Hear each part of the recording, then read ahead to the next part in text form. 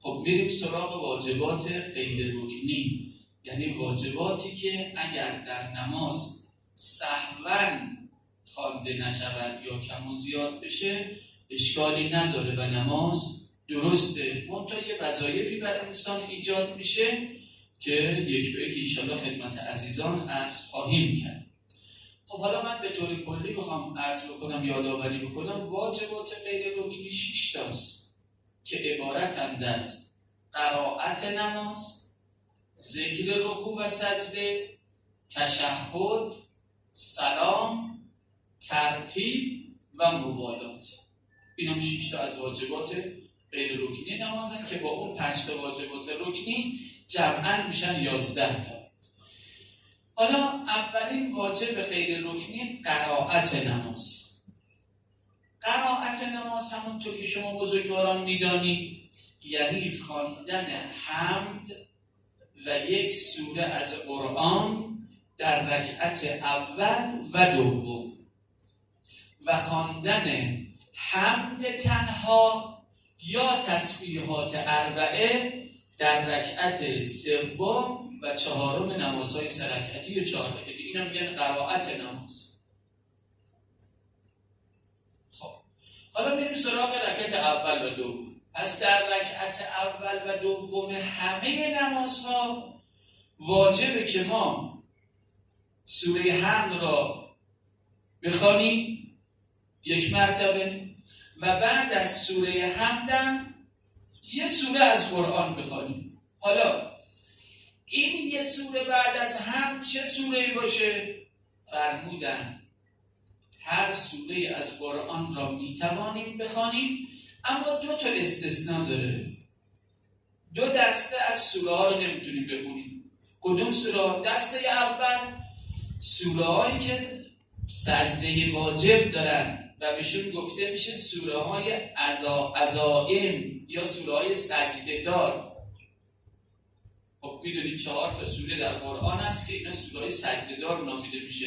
یکی سوره خود سجده، یکی فصلت، علق و نجم. این 4 تا سوره 2 تاش وسطای سوره است، 2 تاشون پایان سوره است. آیه سجده دار داره وقتی آیه رو خوندیم یا حتی اگر به طور زنده شنیدیم واجب است بریم به سجده، واجب سجده انجام بدیم. حالا بعد نیست، حالا چون بحث سوره سجده دار اومد یه دوست نکته پیرامونان عرض بکنم. در بحث سوره سجده دار عزیزان اگر آیه رو خوندیم، آیه سجده دار رو خوندیم، به هر طرفی میتونیم سجده رو انجام بدیم. سجده برای به اصطلاح سوره سجده دار فرمودن طهارت نمیخواد، یعنی اگر ما وضو نداشتیم اشکال نداره میتونیم انجام بدیم. اگر رو به قبله نبودیم به طرف دیگه بودیم اشکالی نداره. و همچنین فرمودن نیاز به مهرم نیست، بدون مهرم میتونیم این سجده رو انجام بدیم. البته عزیزان ناگفته نمونه اگر انسان طهارت داشته باشه، رو به قبله باشه، مهرم باشه خیلی بهتره، میشه نوران علی نور. اما اگر اینا نبود همین که انسان سجده آیه سجده دار خود واجب به سجده بره. حالا به سجده رفت واجب ذکری هم بگه فرمودن واجب نیست. اون چیزی که واجب است رفتن به سجده، یعنی حالت سجده گرفتن، انسان پیشانه رو روی زمین قرار بده. ولی ذکرهایی هم گفته شده، مثلا در قرآن‌های قدیمی حاشیه قرآناش نوشته شده لا اله الا الله حقا حقا، لا اله الا الله ایمانا و تصدیقا، لا اله الا الله عبودیتا و رقا، سجدت لک یا رب تعبدا و رقا. اینا مستحبه در سجده. اما اگر اینا بلد نبودی یا مثلا یه سبحان ربی الاعلی گفتی یا سمت سبحان الله گفتی هیچ اشکالی نداره. فقط همون چیزی که واجبه رفتن به سجده انجام دادن. این است. حالا این 4 تا سوره رو ما نمیتونیم تو نماز بخونیم، چون ما وقتی بخونیم باید بریم به سجده. خب نماز به هم میخوره، صورت به حالت نماز به هم میخوره. طبق نظر فقه شیعه نمیتونیم تو نماز سوره‌های سجده‌دار رو بخونیم. یه استثناء دیگه‌اش اینه که عزیزان سوره‌های خیلی طولانی هم فرمودن نمیشه خوند.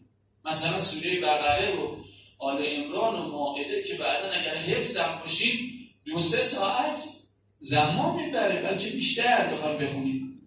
این فرمودن نمیشه خوند در نماز. بقیه سوره ها که معمولا بگیم جزء 29 سوره های کوچیک و معمولا زمان هم کمتر ولی حفظ باشیم میتونیم در نمازمون بخونیم. اما چه سوره فضیلت داره خوندنش در نماز؟ میفرماین حالا فضیلت با سوره قل هو الله که دیگه عزیزان همه عنایت داریم. من یه چند تا نکته پیرامون سوره قل هو الله عرض بکنم.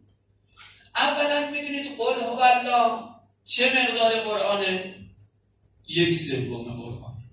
بارها شنیدیم، از بچگی هم شنیدیم، یادمون هست که گفتن اگر کسی شب هنگام وضو بگیرن و موقع خوابیدن 3 مرتبه قل هو الله رو بخونه که انه یه ختم قرآن کرد، که 1/3 قرآن.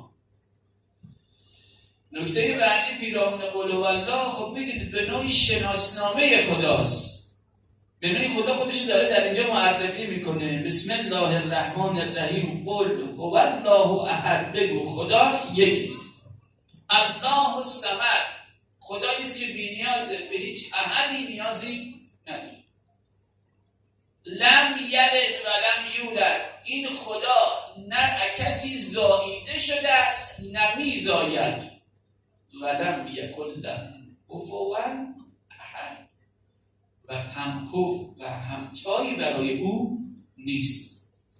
خب این به نوعی شناسنامه خداست. حالا عزیزان در این قل هو الله ما اگر در بعد از هم فرمودن، نظر بعد از مراجع اینه که اگر انسان بعد از هم بسم الله رو گفت، اما تا بسم الله رو گفت حالا تو نیتش اومد چه سوره‌ای بخونه، اگر نیتش قل هو الله شد لازم نی بسم الله بگه. ولی بعضی از مراتب می‌فرمایند اگر قرار باشه غیر از قل هو الله رو بخونه باید دوباره بی زحمتاً از بسم الله شروع کنه.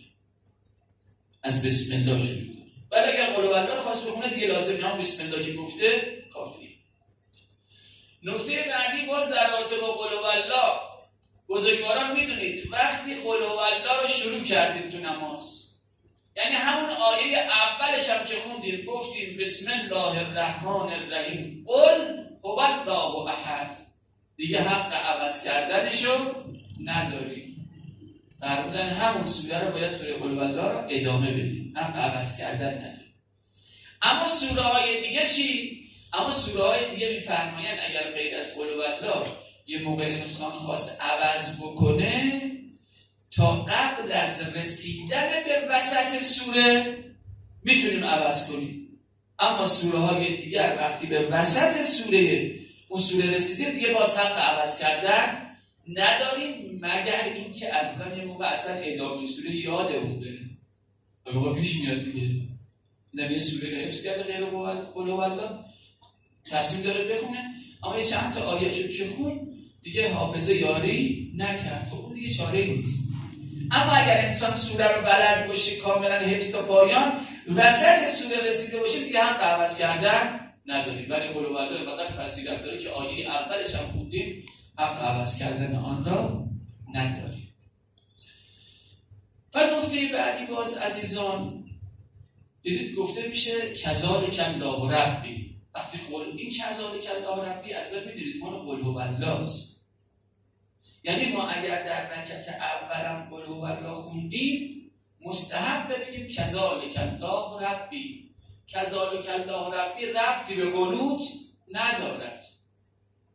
اگر یه موقع مکبر جایی تو مسجد جایی مثلا تو رکعت دوم مثلا میگن کذالک الله ربی بعد ما قنوت بگیریم، چون معمولا امام جماعت در رکعت دوم قل هو الله میخونه و مستحب بعد از قل هو الله بگیم کذالک الله ربی، اونو بالا مکبر میگه کذالک الله ربی قنوت، ولی ربطی به قنوت نداره. اینو مخصوص سوره قل هو الله است. اگر ما تو رکعت اول قل هو الله خوندیم، تو همون رکعت اول هم مستحب بگیم کذالک الله ربی. حالا اگر در رکعت دوم غیر قل هو الله خوندیم، میتونیم کذالک الله ربی بگیم؟ نه دیگه. اگر ما یه سوره غیر از قل هو الله رو خوندیم تو رکعت دوم، اونم حتی بود، دیگه معنا و مفهوم ندارد که بگیم کذالک الله ربی. کذالک الله ربی یعنی این چنین است خدای من، یعنی اون اوصافی که در سوره قل هو الله از شناسنامه خداست داریم میگیم، بعد تایید میکنیم، میگیم کذالک الله ربی، این چنین است پروردگار من. پس این هم حالا قل هو الله است. حالا نکته آخرم این که عزیزان، مستحب انسان در صورت حفظ سوره قدر در رکعت اول سوره قدر رو بخونه، خیلی فضیلت داره، و در رکعت دوم سوره قل هو الله. و باز یه نکته دیگه باز تو ذهنم اومد، در شبانه روز عزیزان ما چند تا پس هم میخونیم؟ چند تا سوره؟ اگر فقط نماز واجب بخونیم، نماز مستحبی مثلا نخونیم، فقط واجب بخونیم، 17 رکعت در شبانه روز داریم دیگه، 5 وعده، 5 تا 2 تا میشه 10 تا، حداقل میشه 10 تا هم 10 تا سوره. فرمودن مکروه هست در شبانه روز این 10 تا سوره یه دونش قل هو الله نباشه. یعنی تا جایی که میتونیم حداقل از این 10 تا سوره یه دونش قل هو الله باشه. کراهت داره که انسان در شبانه روز اصلا تو نمازش قل هو الله رو نخونه، سوره های دیگر رو بخونه. امام سجاد علیه السلام میخوام عرض بکنم خدمت شما بزرگواران، این روایت 3 تا فراز داره. حالا شبی یک فراز شو خدمت عزیزان عرض کنم، خیلی طولانی نشه و بزرگواران خسته نشن. روایت امام زین العابدین علیه السلام، بیمار مصلحتی کربلا که ایام هم ایام اسارت آن بزرگوار هستش. در روایت امام سجاد علیه السلام می‌فرمایند ثلاث منجیات للمؤمن، 3 چیز باعث نجات انسان مؤمن است. 3 چیز، هم نجات دنیایی هم نجات اخروی.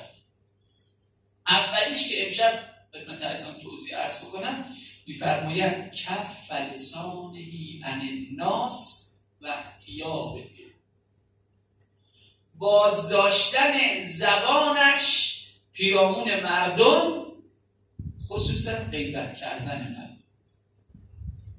و به نوعی بگیم عزیزان، اولین راه نجات طبق فرمایش امام سجاد علیه السلام کنترل زبان، در اختیار گرفتن این زبان. چون بزرگواران میدانید در آیات قرآن خداوند تذکر میده به ما انسان‌ها که ای انسان‌ها حواستون جمع باشه، روز قیامت از تمام جوارح و اعضاء شما سؤال خواهد شد، از همه اعضا و جوارح. و این اعضا و جوارح هم در روز قیامت شهادت خواهند داد، یا متاسفانه بر علیه انسان اگر گناه کرده باشید، یا به له انسان، به نفع انسان اگر کار ثواب کرده باشید. حالا تو روایت داریم یکی از اعضای بدنی که از لحاظ وزنی کوچکه ولی از لحاظ جرم و جنایتش زیاده، این زبان انسانه. روایت می‌فرماید جرمه صغیر و جرمه کبیر. از لحاظ وزنی کوچکه، یکی از کوچکترین اعضای بدن همین زبانه، اما از لحاظ گناه و معصیتی که این زبان انجام میشه زیاده، گناه زیاده. چه کارهایی که از با این زبان نمیشه. حالا شما ببینید بسیار از گناهان، حتی گناهان کبیره مثل غیبت، تهمت، سخنچینی، دو به هم زنی کردن، چه فتنه‌هایی توسط این زبان صورت نمیگیره، حتی چه فتنه‌هایی که باعث جدایی زندگی‌ها و از همپاشی زندگی‌ها توسط همین زبان میشه. و حتی بعضی از قتل‌هایی هم که در دنیا اتفاق میفته شاید سبب اصلیش از همین زبان شروع میشه. از این زبان. لذا ببینید در روایت خیلی تأکید روی این زبان میشه، خیلی سفارش میشه که حالا من باز دوست روایت عرض بکنم. در روایت داریم عزیزان انسان عاقل که شما بزرگواران باشید عقلش جلوی زبانشه. یعنی چی؟ یعنی انسان عاقل وقتی میخواد یه حرفی بزنه، یه سخنی بگه، اول میسنجه، سبک سنگینش میکنه. این حرف آیا جاش هست بزنم، حرف خوبه، رضایت خدا در پیش هست یا نیست. بعد وقتی سنجید، سبک سنگینش کرد، اگر صلاح دید بگه میگه، اما اگر صلاح دید نیست نمیگه. لذا روایت میگه چون انسان عاقل عقلش جلوی زبانشه، بعد زبانشه، معمولا کم حرف میزنه انسان عاقل. ولی همون کم حرفی که میزنه، دیدید قدیمی ها میگفتن این حرفش یه دنیا ارزش داره.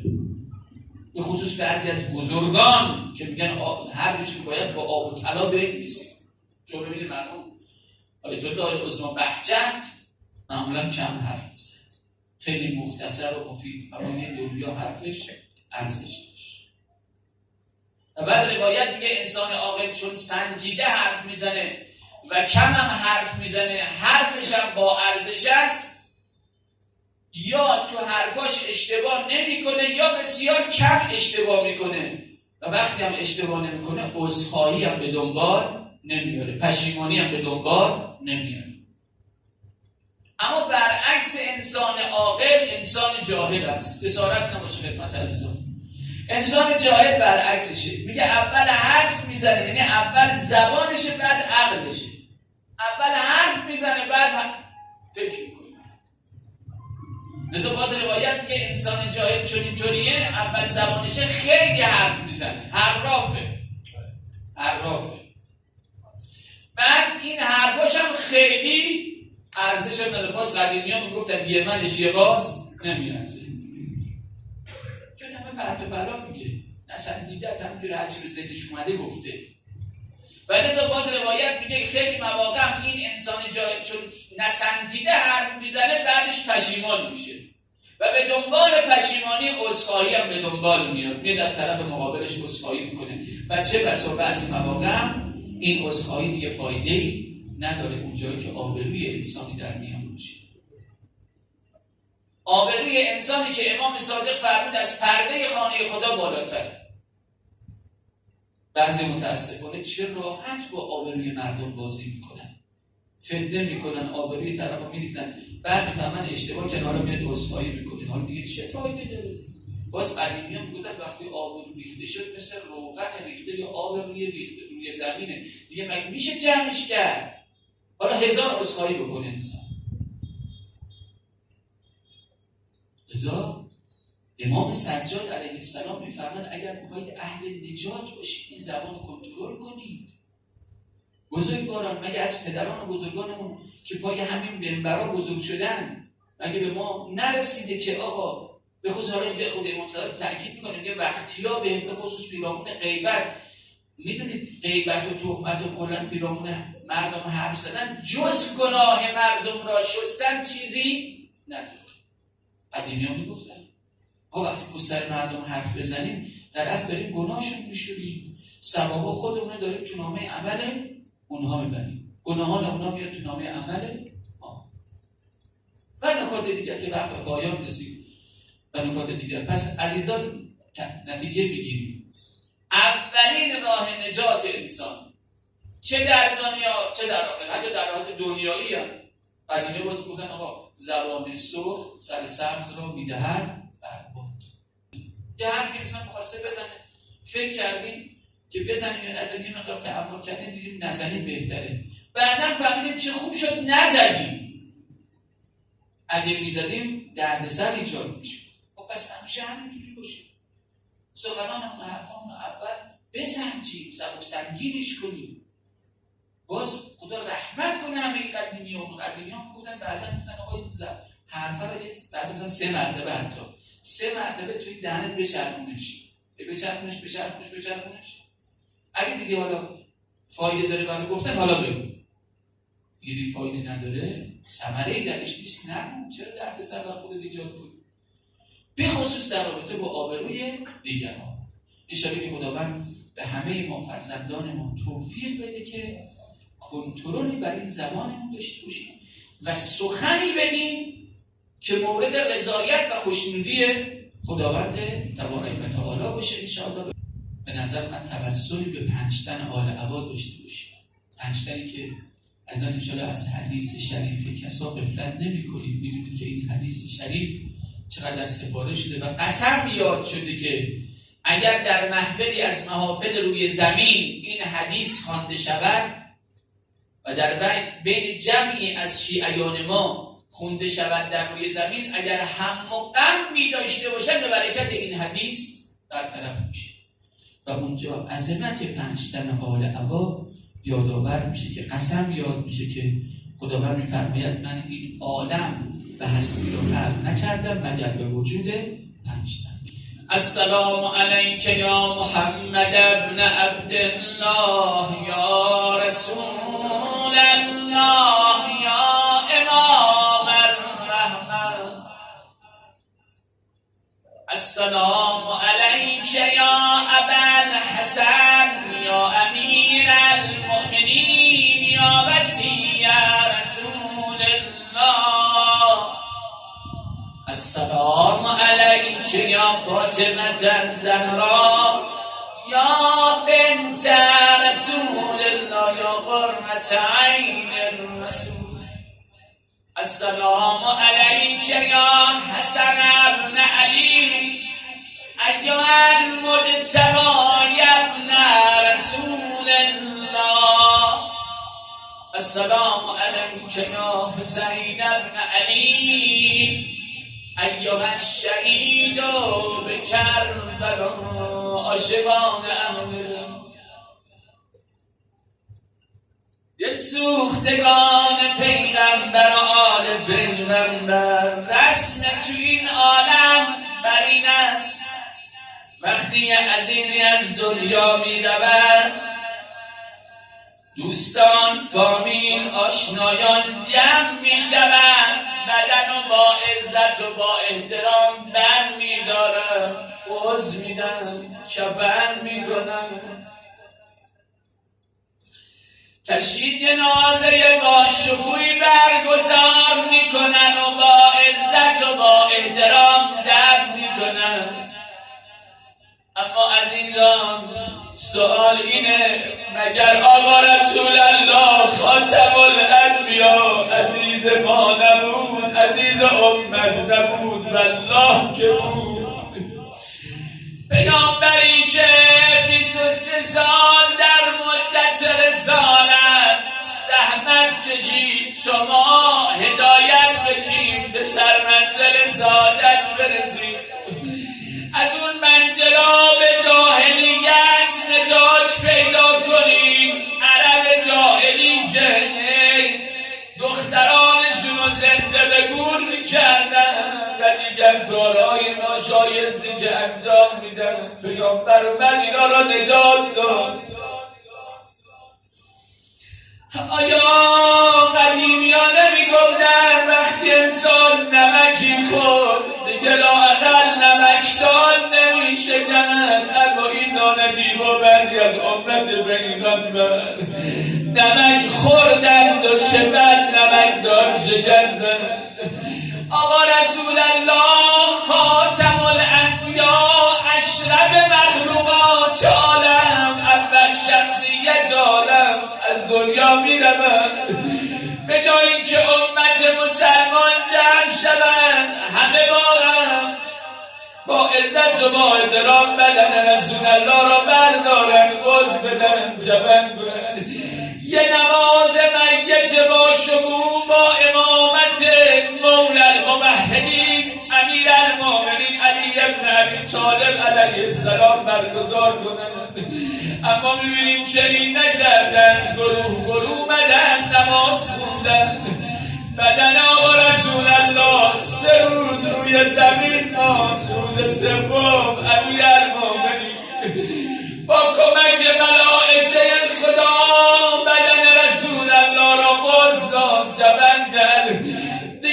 نشی جنازم صورت نگرفت بر آقا رسول الله جان عالمی به قربانت یا رسول الله یا رحمتا للعالمین.